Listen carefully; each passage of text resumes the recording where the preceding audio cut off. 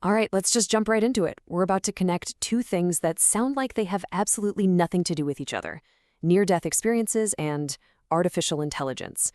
I know, it sounds pretty out there, but trust me, the connection is fascinating. So think of this as a puzzle. On one side, you've got the world of pattern. This is the land of logic, structure, predictability. It's the very foundation of AI. But on the other side, we have the world of the profound.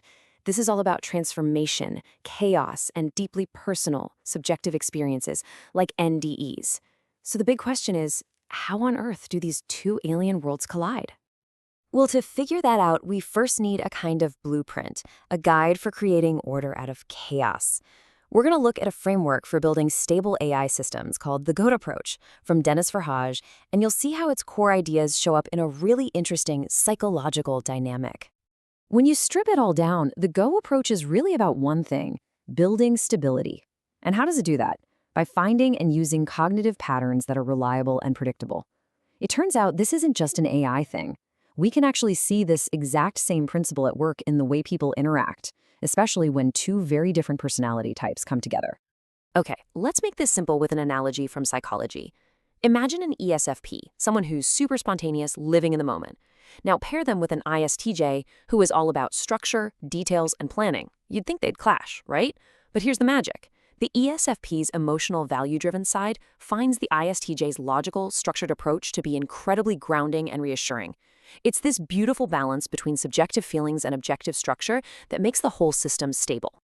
So this presents a really clear choice for our spontaneous ESFP. You can either lean into that stable, patterned world offered by the ISTJ, or you can spiral into what the sources describe as limerence. You can think of it as a kind of emotional chaos, this obsessive state that actively rejects any kind of pattern or stability. It's function versus dysfunction. And here's the kicker. This stability we're talking about, it isn't just some fuzzy feeling. It's backed by hard, empirical proof. The sources point out that this logical, patterned way of doing things is validated by a very real, systematic method, one that's being used right now to develop advanced AI. And this is it. This is the proof. A process called environment tuning uses this exact four-stage curriculum to train AI agents. You start with the absolute basics, syntax mastery, and you build up step by predictable step to full complexity. It's the perfect example of creating order from the ground up, one reliable, verifiable pattern at a time. It just works. Okay, so let's park the AI for a second. Now we're going to jump over to that second world, the world of the profound. We're going to look at what happens when the human mind itself gets completely destabilized and has to somehow find its way back to a stable reality. So, fascinating research from the University of Virginia on near-death experiences shows that people go through these incredible positive changes.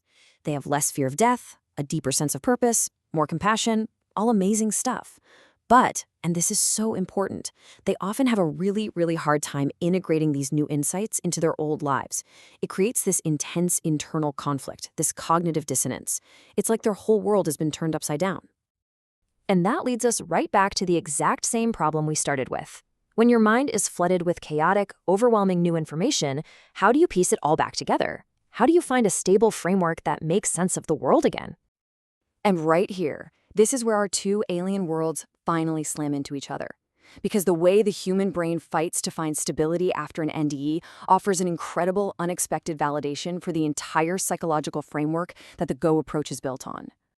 The first bridge between these worlds is found in the brain itself. Research suggests that NDEs have a significant effect on a region called the orbitofrontal cortex, or OFC. Now, you can think of the OFC as the brain's manager. It helps regulate emotions, attachments, and priorities. And what's so wild is that the GO approach framework identifies this very same part of the brain as being absolutely critical for telling the difference between a functional relationship and chaotic emotional overdrive. The second bridge is all about methodology. The GO approach is built on a principle called operationalization.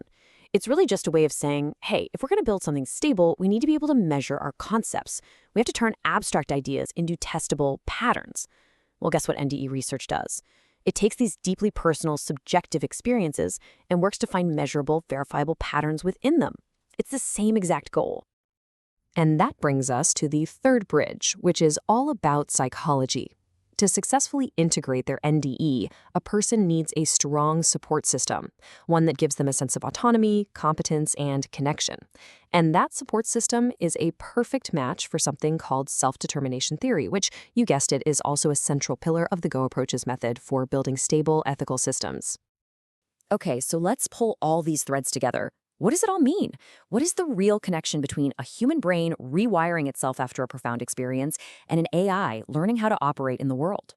Now, we have to be super clear about this. The research on NDEs doesn't prove that the specific algorithms or the code in the Go approach are correct. That's not the point. What it does is provide powerful, real-world support for the underlying idea, the cognitive and psychological framework it's all based on. It shows that when the human mind is pushed to its absolute limit, it naturally seeks out the exact principles of stability, integration, and structured support that the Go approach is designed to model. So here's the big takeaway. The immense challenge of integrating a profound experience like an NDE proves just how much we need stable cognitive models to navigate life. The neuroscience of the OFC gives us a direct, physical link between these two seemingly separate worlds. And at the end of the day, both the human experience and the AI framework teach us the same lesson. The best way to move from chaos to coherence is through structured, disciplined action. And that leaves us with one last, really big question to think about. If our brain's natural response to one of the deepest mysteries of life actually confirms a blueprint for building stable artificial intelligence, what other secrets for designing our external world are just waiting to be discovered inside our own minds?